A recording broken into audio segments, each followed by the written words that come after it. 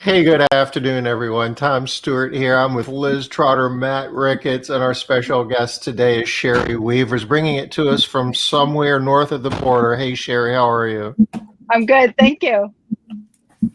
We were just talking about COVID and COVID vaccinations, and most of the people in Canada are getting vaccines. Is that correct, Sherry? Or being vaccinated?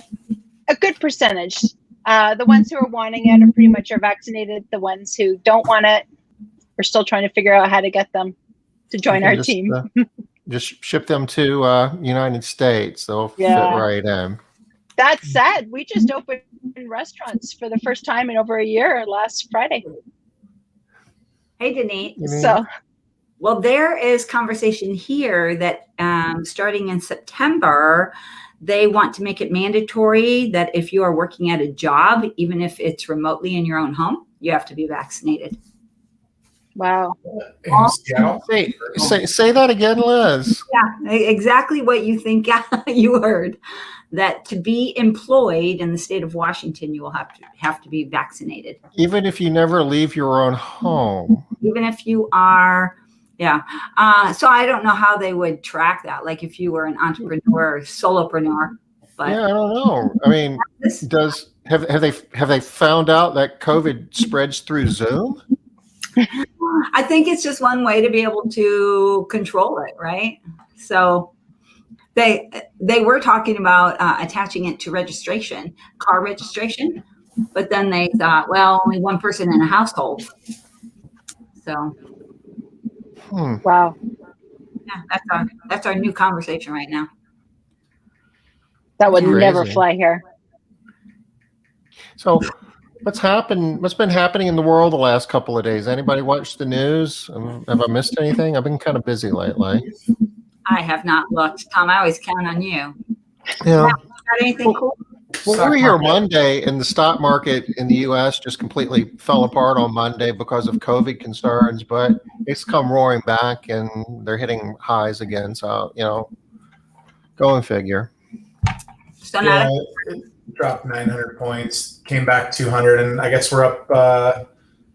Almost all of the losses are back. They're up to 34,798, so above actually what they even closed at the prior week. So, yeah, just still a lot of volatility. I think that there's definitely concerns that we're not through the worst of this year in the states. That there's potential for more lockdowns and restrictions and how that's going to affect the economy.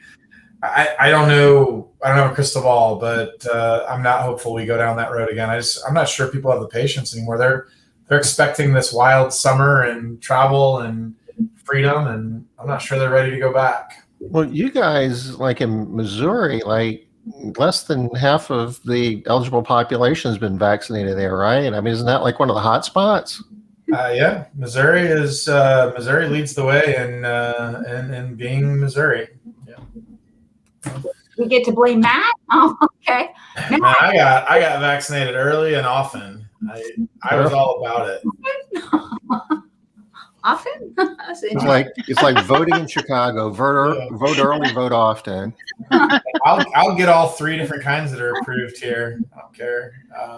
Looks like Tom's sitting in front of a rearview mirror. That's his microphone. That's a microphone. How do I sound? You have a microphone. Yeah. But things are good. I had Gosha from gosh, I can't remember her company name. Gosha Barron. Chicago. She's from Chicago. Yeah, Chicago. So Gosha was visiting me today, and Superb Maids. Does that sound right? I can't remember. And then PCT Clean is RJ from. Oh yeah, PCT. He's from Atlanta. They were both visiting today, and it was a fun day. We visited my office. My air conditioning broke the day they visited in my office. So we had to get out of there about 10. It was getting back to like 85 degrees in the office. That's just the way it is, though, right? You have guests, and the air conditioners, we just replaced them 2 years ago. So I'm certain it's something we did at this point. Are you putting in a commercial department, Matt? Are you going to start commercial? I actually got rid of about $250,000 of commercial work during the pandemic because I refocused on residential jobs that were more profitable because I was so short on staff. They went the opposite direction. They went, if they're not doing, RJ is probably 50-50 commercial at this point. It's just the way that he swung during the pandemic. They're still doing a lot of spraying and disinfecting. A lot of businesses still want those services. I'm not surprised. I think that there's still a lot of, COVID concerns, and, with the new strains, people are getting concerned again. So I'm not saying that they're capitalizing on that, but they're making money off of that for sure. They're finding a way to grow their businesses. It's an interesting niche. And are they looking for local partners? I mean, they're expanding in various parts of the country, working with other house cleaning businesses, right?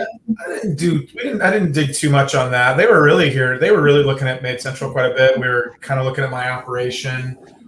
I had plenty of questions for them, sharing ideas and, but they were here to learn and grow. And we dug into my operation a lot, but I did look at the way they're doing things, and their teams, and they're moving towards some mix of solos, and they're trying to figure out how we pivoted to that, and language around that.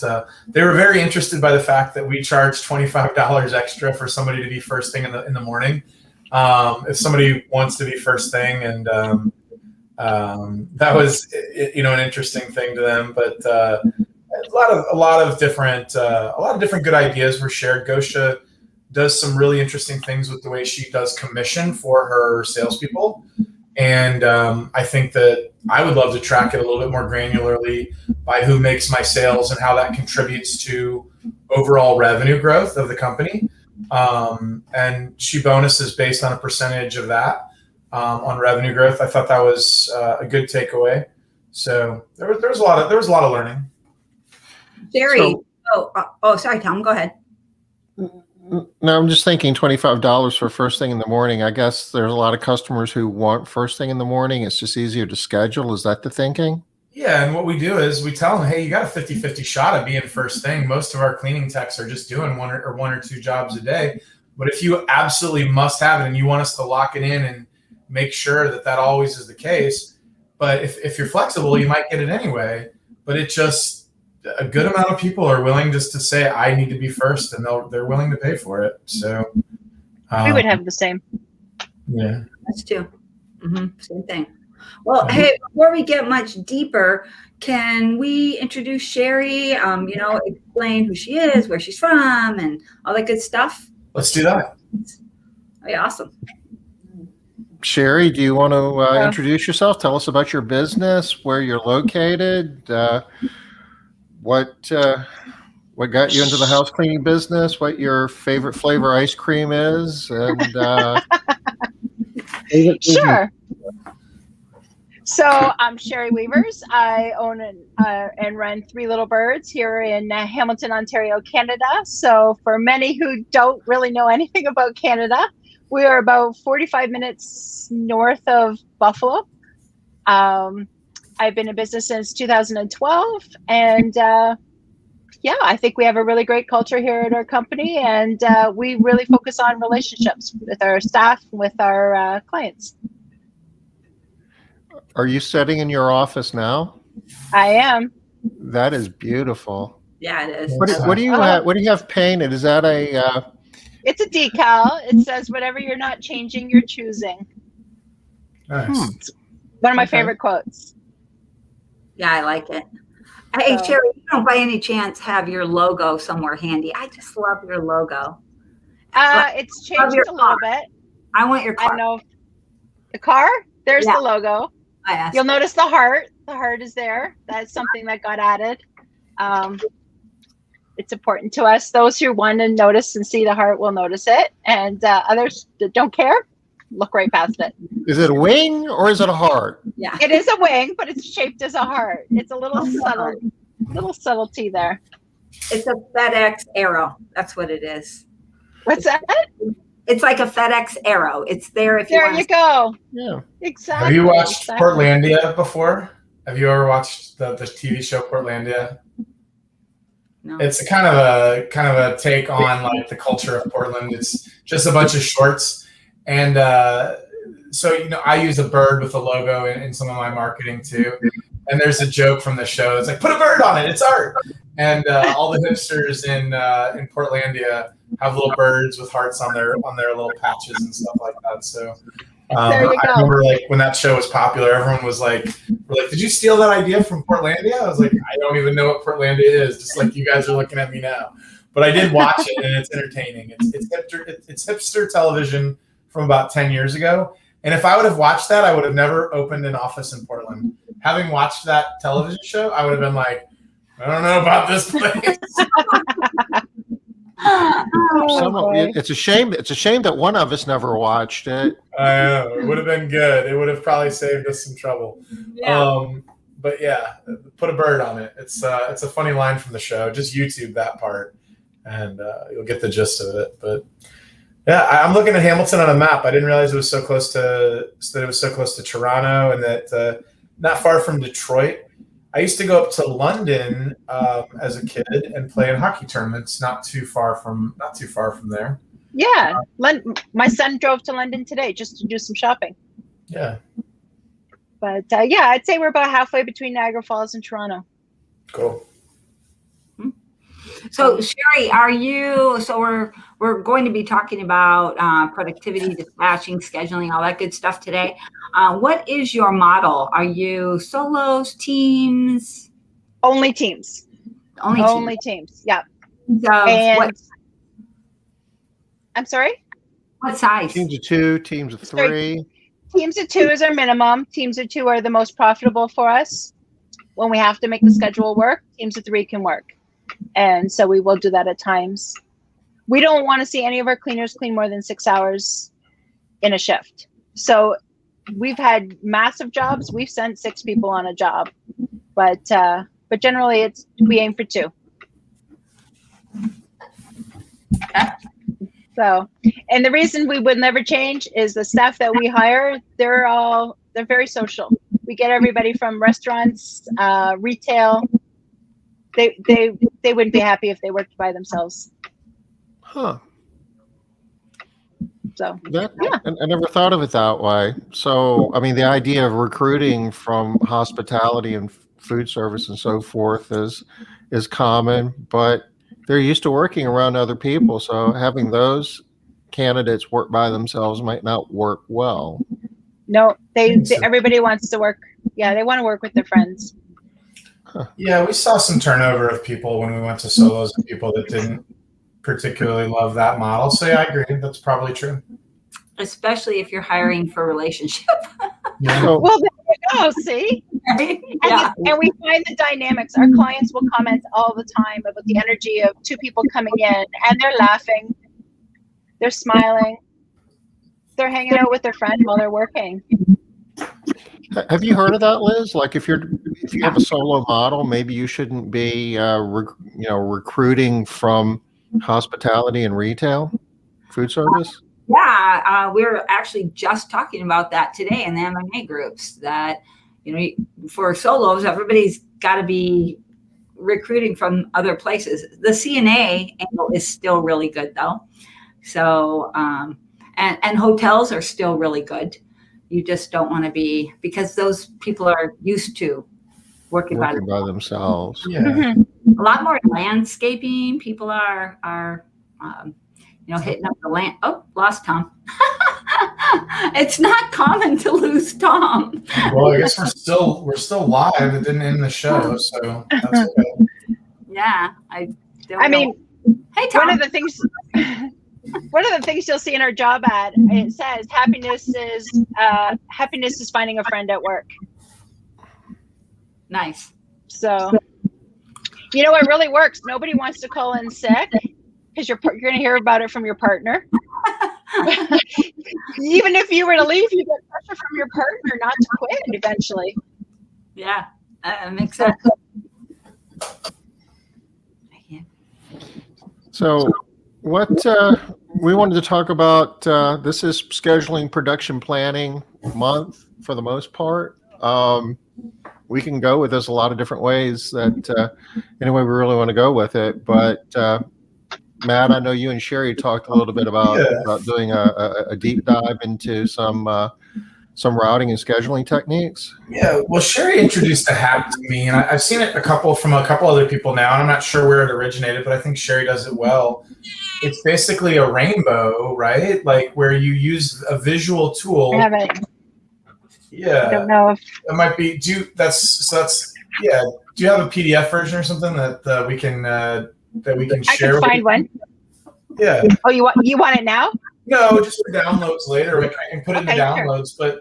But the general idea is, and you can maybe put it up on the screen a little bit while I talk about it, is that basically the zones that Sherry designed are all color coded, and they can quickly look at each zone and make scheduling decisions just like that makes sense to them. Like you would never schedule a purple job next to a green job because you've got to cross, it looks like a lake or like halfway across, like it's like a C shape and you don't want to drive that part of town. So you kind of visually by the rainbow is you have a center of the rainbow where that might be your office, and then both sides of the gradients of the rainbow. Am I describing that right? I'll let you kind of tell the rest of the story. Well, absolutely, because what happens is you'd have orange would be in between, say, yellow and red. You would have your green in between yellow and blue. We just set it up so it's just very logical. So when you're looking at it very, very quickly on the map, you kind of know what goes with each other. We also have it set up as stages as you go further away. So we have we call them slices and sections. So we have 1A, 1B, 1C as it goes out. So anything that's an A is so close to the shop, they're interchangeable. Because if you think about how it goes out, you can have a 2C switch out with a 3C because they're only one number off. So a team could, once they're out, they can work their way as they're coming back and just kind of slide into the other slice. And that's basically how we've set it all up, and it made a huge difference for us. Yeah, I love that it's so nice and organized. I really like, so the rainbow hack isn't as intriguing to me as the A, B, C. That is that's a brand new idea that I've never heard before. Yeah, so you're basically taking your zip codes, for example. You got 6 of them. Now we've got 18 because we're splitting them up so that you can slide. I like that. That's really interesting. Yeah. And then the other option that we tried to do is we tried to have everyone start as far out as possible. So you're starting out from E and working your way back towards A. So if a team were to run into trouble, other teams on their way back could potentially stop, drop off somebody to help and things like that. Yeah, because we're all kind of working toward the center, just like you would clean a house. You would start furthest out and then coming closer to the door. Yeah, It's made a huge difference for us.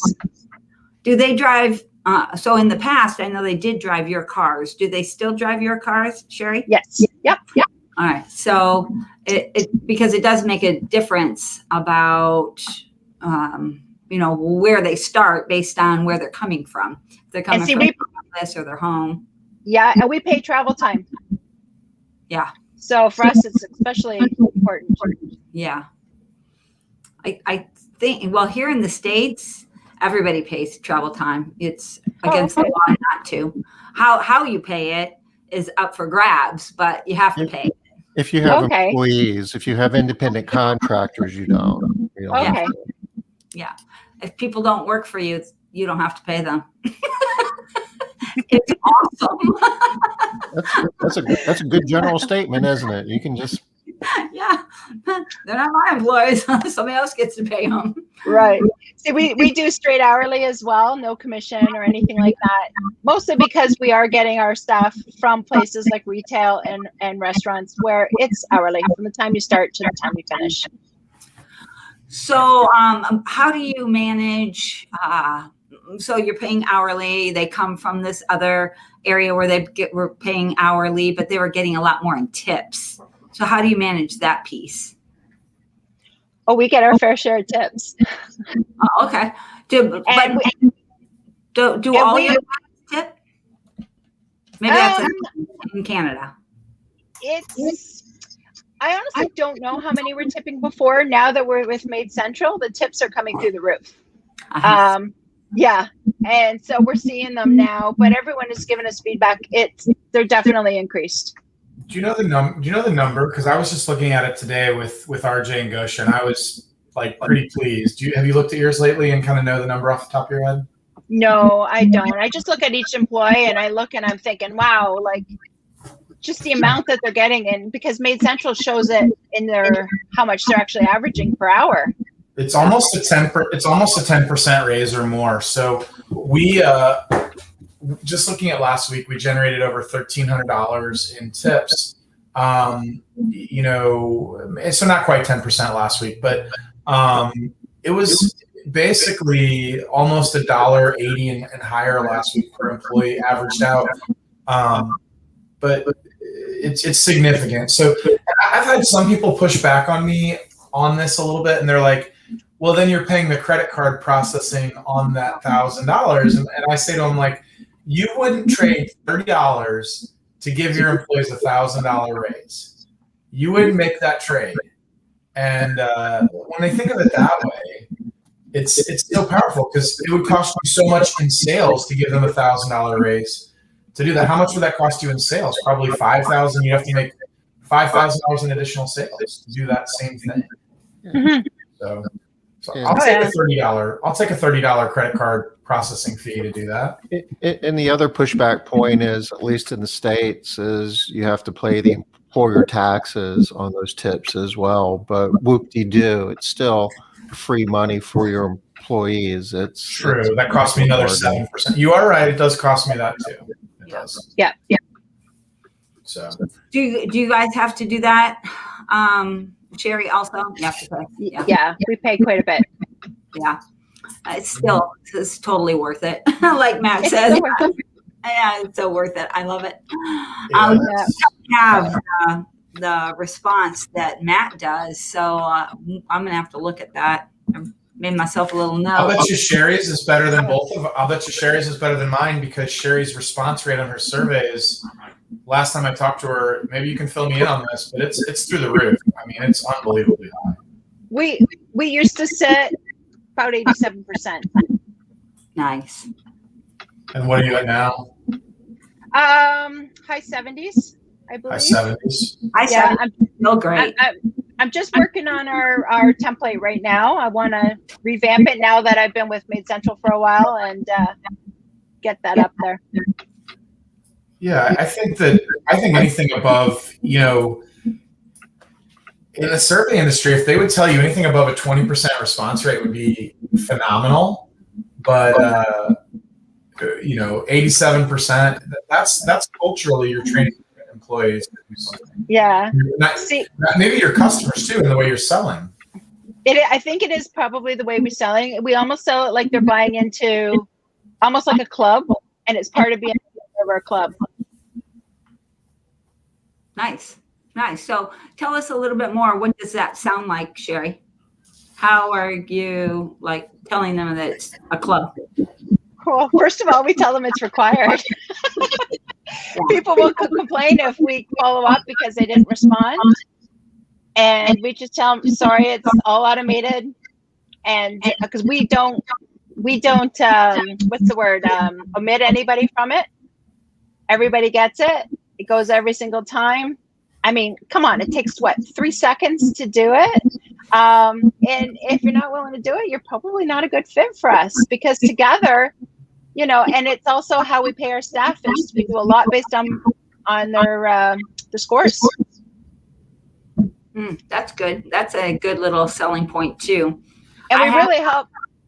Yeah, go ahead. We help the clients understand that you benefit by the collective of everybody doing this, because that's how we keep our great staff and they get paid well. Yeah, awesome. I have found that people are very receptive to this idea that it's mandatory. I was like, all right. Well, we don't tell them it's mandatory, but the calls are going to happen. So it's probably easier just to do that 3-second click than it is to have to deal with our phone calls. So you threaten them basically. Yeah. Not really. I'm saying that to you guys here, but we just, it's basically it's going out automated. And the people who are calling, it's just because they're calling off a list of those who didn't respond to our 1-second, feedback email. It is really straightforward. I had my house cleaned the other day, and I always do my surveys after my staff leave, and it takes just a moment. And then, the next step where you can put some comments in, that takes an extra couple seconds if you want to give some more specific feedback. But just the clicking action is just opening your email. Just, if you can train them to do that, you really create a lot of data points just on frequency of surveys, which of your technicians are getting surveys, and some that are falling below standard. And obviously we want their survey scores. There's something to be said for that response rate too, that they're actually following your processes. Oh, it's all about how it benefits them, and we just communicate that to them. I mean, I'm saying about how we're handling it, but no, it's all about the clients and how it benefits them. Yeah. So the zones scheduling structure that you have, where you've got the circles and the colors, and I mean, I think that's really awesome. So you use that to reduce down or drive time to increase what we would call efficiency. Out of the workday, you want people to spend their time actually generating revenue as opposed to looking out of a windshield. Have you measured your efficiency? Do you know how much of your team's day is spent cleaning a home versus driving around town? I'm going to quickly look while we're here. So it's like, yes, I do have that track. There you go. Yeah. All right. So, Tom, I know that she does have this number because she's in me. It's a softball. Yeah. All right. That's the whole point. I mean, it's aesthetically pleasing. It looks really awesome. And I love the level of detail. But the real benefit is you make more profit when you use tools like that to schedule your jobs. So I'm just looking here, and we won't go under 80% efficiency. And those are for teams, which is really hard to get a high efficiency with teams. So how many homes does a team typically do a day? 3. Okay. We almost never do 4. Mentally, just doing that 4th job, they're done. But yeah, generally 3. So, that's very different. And their workday starts at your office. Is that correct? 9 o'clock, so they have time to get the kids to school generally first. Yeah. Does it end at your office as well? By 5. Yes. Okay. So everybody, you're counting time at your office, getting in a car, going to your first job, drive to your second job, clean a house, drive to your third job, clean a house, then drive back to the office. That's a lot of drive time, and being able to do all that and still have 80% or more of that day actually generating revenue.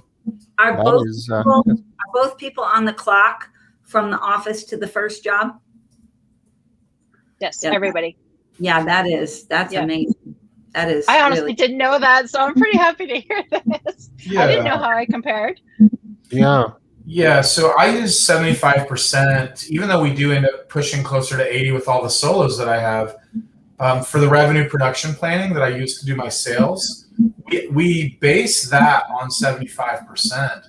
So the fact that you're getting 80% with teams, I mean, even though you're using them a little bit differently than a lot of us schedule and do things, you're still getting a lot out of people, even in shorter periods of time. So that's really good. So one thing I have to question though is, so do you have to pay benefits? So like, would there be some benefit if they could work a little longer, because don't you have to pay benefits in Canada regardless, or is that kind of covered in the government. It's covered. It's covered in the government. We do offer benefits after 1 year of employment with us. Okay. But we also have our Q&T coordinator, or sorry, supervisor. She just got changed to supervisor. So she oversees all of our training, all of our new hires, the orientation, as well as quality. She's basically the one, she just drives around all day and goes from place to place. And if anyone needs anything, they're calling her. If someone's locked out, they're calling her. So kind of like a field supervisor, but she oversees mostly the quality and the training. Nice. Sherry, Robin has a question. He wants to know, how many cleaning hours do you schedule for a team with 3 houses? So each of our cleaners can't clean more than 6 hours. That's our policy here. So for a team of 2, you'd have 12 man hours. So allowed hours would be 12 hours Yeah. for a team Yes. of 2? Okay. Yeah, for a team of 2, yes. Okay. So it could be a 2-hour home, a 2-hour home, a 2-hour home as a team of 2, or it could be a 6-hour and a 6-hour, or no, sorry, 3-hour and a 3-hour. I'm going team back and forth. I don't think that's super unusual. I was thinking maybe you meant that they could just work 6 hours in a day max instead, but you meant allowed hours. I guess. Yeah. Yes, sorry. So no more than 6 hours physically cleaning, and then you have your travel time. Works out to usually be about an 8-hour day. Yeah, I think And then that's we have- great.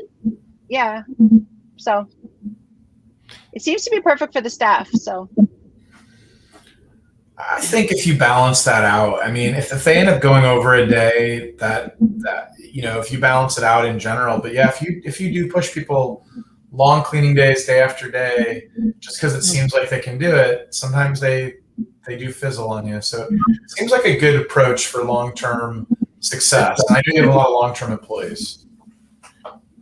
Sherry, one of the themes you've heard a lot here in the States is it's just really hard to hire team members, hire cleaning professionals.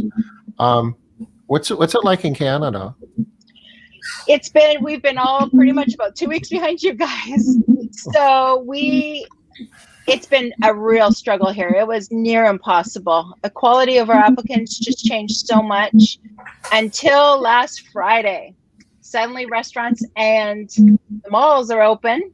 So everyone who was getting subsidized by the government suddenly can't get it anymore. And all of a sudden the quality of our applicants has just changed big time. Oh, well. So, yeah, government is the one that's been the issue. It's part of it for sure here too. Yeah. There's so many moving pieces right now, but I will say I was skeptical that it would make a huge difference, but Missouri was the first to open up. And I mean, we've hired 13 people in the last, 45 days. I mean, it's been the floodgates kind of opened up. Oh, so nice. Yeah. All right. So that's what you have to look forward to in 2 weeks, Jerry. Yeah, there we go. 2 Yeah. weeks. Yeah. Well, we're getting it now. It's good. It's good. It's amazing to see how much it changed. Well, you're ahead of actually a lot of America on that because, it's kind of a divided America between the states that are still paying the extra unemployment, and that'll go until September 1st, if I remember right. I think so. Yeah. On a national level in September. So we still have about half the states here, friends of ours that are on the East Coast. Most of those states, are all probably paying extra unemployment. And I know that I'll bet it is a tale of two countries right now as far as hiring and rehiring. Well, think about it though. For us, all our staff are coming from restaurants and from, say, the mall. Say a restaurant worker. They've been laid off because they're not open. So why would they move to when they can collect up to $200 or was it? No, it was $500 a week. Why would they work for the same amount somewhere else? But now once the store, like the restaurants, the stores all opened on Friday, their jobs are there again. They're not getting the subsidy. And they're like, wait, I've been home having dinner with my kids every day. I've been having weekends off, all this stuff. I don't want to go back to that world. So suddenly we're a little more appealing. Through Labor Day is what Robin is saying. Is that's going to that may be when it ends at the federal level. That's what he's saying. Federal. yeah. the child tax credit is just starting to roll out now, and that's additional funds as well, not tied to unemployment, but it's still Everybody gives with kids. people more runway in terms of more choices in terms of, do I really need a job or not? Yeah. You know what? But this is a chance to look at all the way we do everything and pivot, and there's going to be a lot of good ideas that come out of things just from us going through this. The obstacle is the way. I tell people that right now, just look at your numbers, and I just say, look at a couple things. Is how much revenue are you doing now, and how many less people are you doing it with? That's a good indication that you've improved some efficiencies in your business through COVID.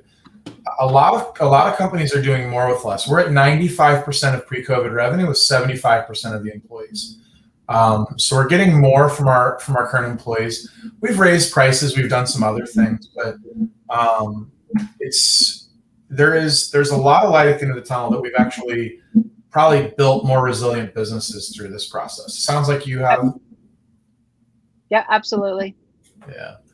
I think the scheduling stuff that you've done has been really interesting. I think I see that a lot with people that like during COVID, they really took the time to do some of these projects to really fix some of these internal things. Was that something that was like, that wasn't as detailed, or was that a problem before COVID, or when did you fix this?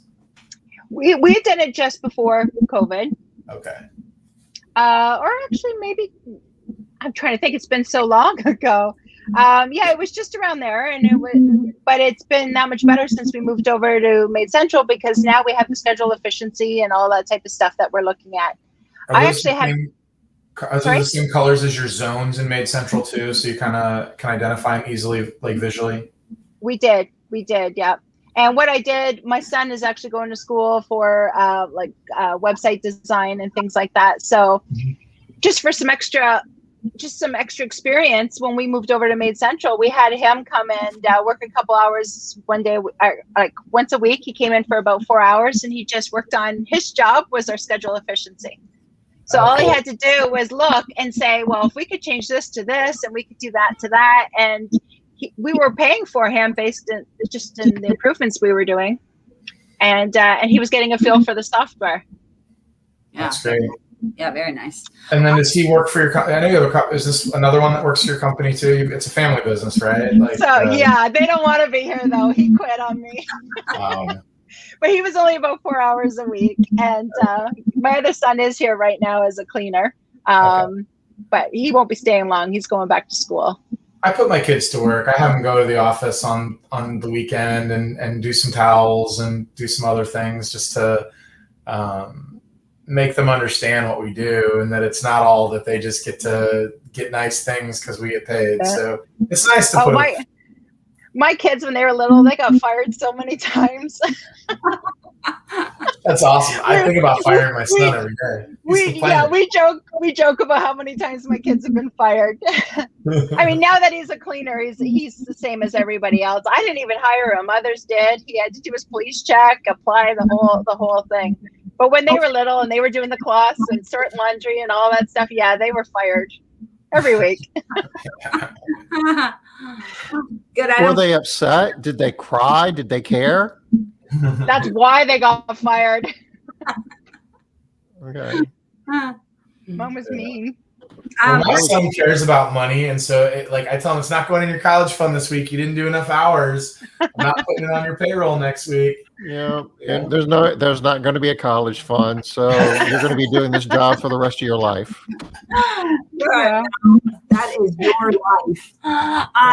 Hey, Sherry, earlier on you were talking about paying for drive time. Do you pay the same rate for drive time? We do. All right. We do. Go ahead. So just the same, I think, as everybody does for their clients. You want to remove all the obstacles. You want to make it as simple as possible. You know, we kind of do the same. We always take the same approach to our staff. I mean, I look at them as they're our clients too, in a way. Just the same thing. We want to market to them and, to help them see the value. And even once we've hired them, not forget about them. But same thing. It's the time you start to the time you finish. This is how much you get paid. Simple. Yay, excellent.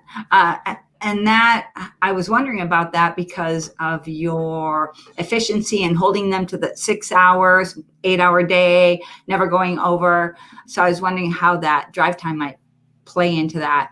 One more thing, if you have a situation, so they never work past 5, you said, and they never work more than 6 hours, what do you do if there's like, it's going to be 6 hours and 15 minutes? Does somebody come and help? Or 6 hours and 15 minutes would be okay, providing it's not taking them past 5 o'clock. 5 o'clock is a big deal for us because we market ourselves as that family-friendly company. You need to be home to have dinner with your kids. And so that's something that we're committed to. And so what happens if you get to, I mean, I'm sure that your company is like the rest of ours, where you get to that single clean, that vacant clean that everybody thought was going to take 10 hours, and now it's taking 16. Do you schedule it for the next day? Generally, we can do it with all hands on deck. So everybody would be coming. It's going to be a less profitable day for us because other teams now are going to be they're losing efficiency because they're not following where they're supposed to be. And yeah, we'll do all hands on deck. You don't leave any man behind kind of thing. But yeah, we generally can get it done in the time. All right. I do know another company that's in Texas that, when the time hits, they're done. They're off the clock. And if they have to go back the next day for 15 minutes, then they go back the next day for 15 minutes. That's it. Oh, wow. Yeah. So, we're pretty good with that. And I think also our times seem to be pretty good. Our staff, we encourage them, you never rush. You don't have the deadline. You ever need extra time, you just call and let us know. But we keep an eye. And again, I keep saying this, but with Made Central, we can see, the rate increases and things like that. The rate adjustments, they're fantastic. Because we can see what homes we're consistently adding extra time to, and they get the rate increase. How often do you guys look at that report, whether or not you need to adjust your schedule? Do you do that daily, weekly, monthly? We try to do weekly. Weekly? We try to do weekly, yeah. Yeah, we've talked a lot about people doing daily and weekly, where I think back in the day before Made Central came along, I think people did that annually, right? If ever. Good point, Sherry. Right. Yeah. Have you used the rate increase tool, the report? Have you looked at that recently? Me? Yeah. Have you used that tool? Oh, I have the shortcut on my browser. Yeah, so the summary, I love the summary of it that tells you how much that price increase is going to make you in a year, 5 years. But I also like how it tells you how much it's already generated you. So I did a price increase in April, and it's generating about $46,000 annually. I think it was like $250,000 over 5 years, something like that. And but I've already captured $10,000 from it. Do you know? Have you looked at yours and seen how much you've already made from that last price increase? I'm looking at it right now, and we have done in April. We were looking at about $30,000. And how much have you captured already? How much has already been on the summary? How much have you already collected of that 30,000? Is that the actual additional revenue? I think so. I don't have mine open. I can look at it. Yeah. So that's looking at $5,700. So you already captured $5,700 extra since April. Since April. Yeah. That's what I really love about that report, because it's not just like the prediction. Then it goes back and tells you how well you executed on that and how well that was based on keeping those customers too. So it's a very valuable look back tool as well. So not just look forward, but look back how you're doing on it. Yeah. Well, I think too, what happens is just by looking at that, it's not even just the money. It makes everything run smoother because we're able to identify homes that weren't priced properly. We're able to properly communicate to the clients. The staff aren't feeling the pressure that they were feeling. So then the staff are enjoying their job better. I mean, the whole thing, everything just runs smooth. I was never that good at this particular aspect. So what I always was been really good about was like, I'm just a really good sales guy. I could just top line revenue. We could just grow.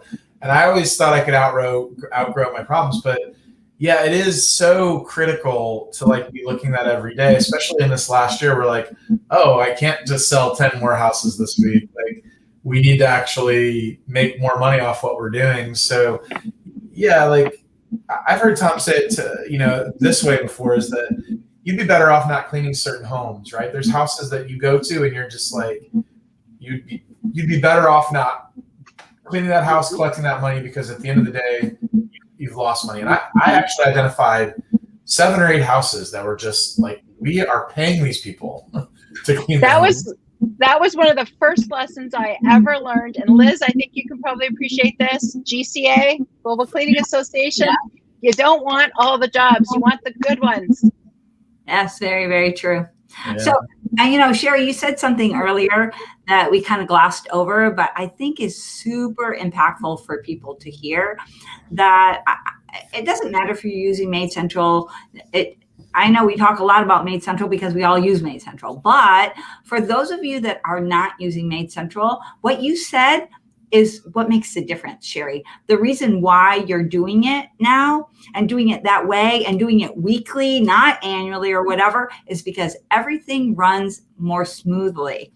Your company looks more professional and actually runs more professionally when you're managing this stuff on a regular basis, not waiting until there's a problem, jumping in, fixing it, and then letting it go, fixing some other problem.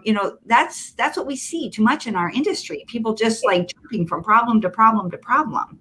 Yeah, it feels like that money that we were making, that extra money from those rate increases, that's just the byproduct. Yeah. I mean, it sounds really silly, but it doesn't sound silly. It sounds like the just rewards, not to the price increase, but to the professionalism that you're creating in your company and the balance that you're creating. And it makes your company more attractive, and it makes it easier for people to stay at your company. Yeah, I think that's a good point. The best companies that I've ever seen run have been doing this for years. Like whether there was software behind the scenes or they were running this with a ledger and looking at every single job, like, looking at allowed hours.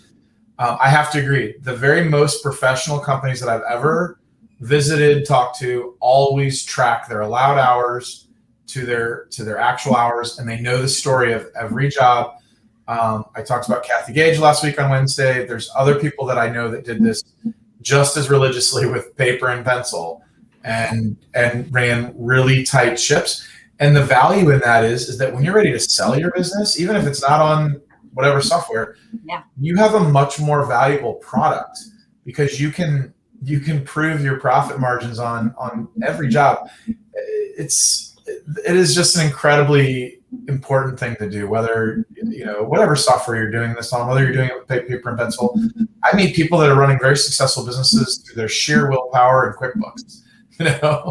It's possible. Yeah. It's hard, but it's possible. I want to swing back around for a minute to where we started with the zoning that Sherry does and the efficiency factor, which is like north of 80%.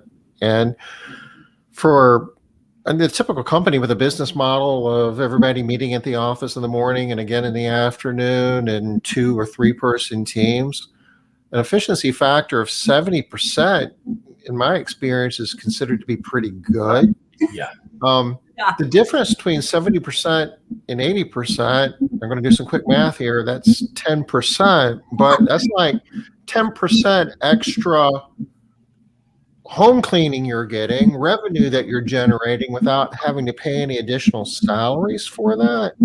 So looking at it another way, if you've got like a team of like 10 cleaning professionals and you can increase efficiency 10%, you can get the same amount of work done with like 9 people as opposed to 10. Or if you got a team of like 20 cleaning professionals and you can increase efficiency 10%, then you can get it done with 18 as opposed to 20. So if you think about, what am I paying a cleaning professional? And, probably more than $500 a week, but just to keep the math simple, it's like $1,000 a week of bottom line profit that you'd be making with, a team of 20 just by getting that efficiency up 10%. So sometimes I feel that we talk about, Wow. some of these metrics, productivity, efficiency, Yeah. so on and so forth. And that sounds nice. When you translate it into real dollars on the bottom line into profit, though, that's where it really gets interesting. So you're making more money scheduling that way than what the typical house cleaning company would be without being that diligent and that efficient.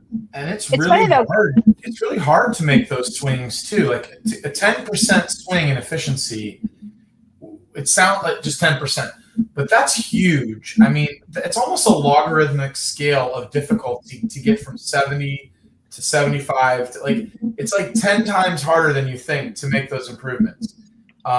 So 10% might as well be 100% harder to get that kind of improvement. There's just so many things you have to be executing on to do that. So it's not probably just this. Is there anything else that might be? Well, I think I get teased a lot. I'm thinking of somebody in Philadelphia in particular, like that. I'm like militant on certain things, like when my staff go in, I can tell you if they're left-handed, they're cleaning one direction, they're right-handed, they're cleaning another direction. Like every single thing there's a flow, there's a routine, and it's okay. And it seems to work for us because we hire rule followers. The people who it's like, no, this is the way I'm supposed to do it. I want to do it that way. And, we say, trust us. It's stuff like, we always say it like a baker, we're baking at home and we're just, I don't know, using however much flour we're supposed to use. Whereas a bakery, they're measuring it and they're doing it different. Someone who's truly a professional at what they do is going to do it the proper way. And there's a reason, because then you can multiply that. And we want it so that if one person's not going to be in one day and somebody else is going to be filling in that spot, they're cleaning the exact same home, the exact same way, every single time. It's so much more predictable. Yeah, when I was buying cars, I did it for the same reason. I wanted all the wiper switches to be in the same place. I wanted the drive. I wanted all the shifts. I do want that consistency as well, and how we like the ergonomics of equipment and things like that. Predictability is important. I think even down to what you're describing of changing the hands. If you're left-handed, you go a different direction than a right-handed. Right. I've never thought about that before. But and we explain it to for our staff.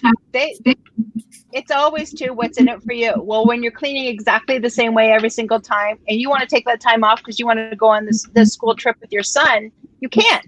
Easy peasy. Because somebody else is going to fit in and the client's going to be happy. Everything's going to be done exactly the same way. Your partner's already going to know how to work with you. So it's just sort of how you sell it to them and help them see what's in it for them. Yeah, I think that's awesome. Yeah. Well, we know it's working too. I mean, how many people do you know that can tout 80% efficiency with? I do have to say it does get a little difficult though when you're down in revenue, because now suddenly we're trying to cover a wider area. Yeah. And you do have a little bit more crisscrossing, but yeah. Yeah, as you grow, things do tighten up. Your efficiency can tighten up. Absolutely. Yeah. You have more houses in a dense area. So of course that makes sense, especially with teams of two. But you want to grow that efficiency. You don't want to grow an inefficiency. So Yeah. you want to get it while it's small. So Sherry, do you do anything like we were talking with, I think we were talking with Chris Willett last week, and we were talking with somebody else too, that said that twice a year they go in and they sort of do like an efficiency check, and they make adjustments and changes based on things that have sort of gotten out of whack periodically. Like you have a customer that's every 2 weeks, they skip a cleaning and they say, just have me go from this week forward. Well, that's a different rotation, a different location, right? So do you guys have to do anything like that too? Or do you We just do it. We just do it. We ask them, do you want to change your whole rotation? We can't guarantee the same team, same time slot. Or do you want to just pick up where you left off? And so you never have to go in and like optimize your schedule, just get everything back in order and where it's supposed to be again. We do, but that's the business, in my opinion. Yeah. I mean, yeah, it's just. I'm wondering how often. That was my question. Oh, sorry. How often? Again, we try to do once a week. We'll sit down and go through the master schedule. Oh, okay. So yeah, that's why. So we're almost the same. We're almost the same way, Liz. We look at that master schedule once a week and then adjust it. Like, hey, how did this house end up here? Oh, they must have asked for a rotation change, but we didn't really think this through very well. We identified a couple yesterday that were like, on opposite sides of town on the same team, and it was coming up. So yeah, we look at that pretty regularly too. Weekly. Good info for everybody on this call. I know a lot of people, well, we had 2 guests this month that said that they go in, they optimize their schedule either quarterly or twice a year. So maybe kick that up a notch, y'all. Weekly is a big kick up there, right? It's doing it much more frequently. I don't think it takes as much work. It's kind of like doing price increases when you're doing a rolling price increase. Like, you're not doing all 700. So 700 problems didn't creep up. You only have to fix a few problems. If you're doing it weekly, only 1 or 2 problems have crept up since the last time you looked at it. So if you wait, perfect sense to me. Yeah, if you wait every month or every quarter, you probably have 30 things you got to fix instead of 1 or 2. Another thing we do try to do is when we're bringing clients on, we use the tags. What is their preference of days? Sometimes they'll be like Tuesdays or Thursdays or Mondays or Wednesdays. And we try to get that in there.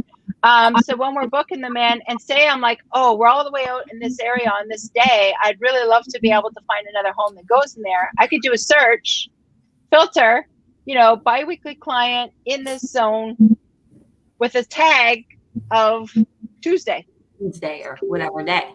And I mean, it sounds like it's a lot of work, but that really isn't. Yeah, it doesn't sound like a lot of work to me at all. So Sherry, will you do me a favor and email me that visual that you had? I can put that in the academy for people. I will, yeah. All right.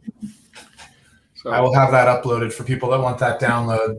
They can thank Sherry for saving them tens of thousands of dollars in scheduling efficiency. Yeah, no kidding. Because we generally do 30 minutes from from our location, or 30 kilometers, 30 miles. Yeah. Yeah. So we are approaching the top of the hour.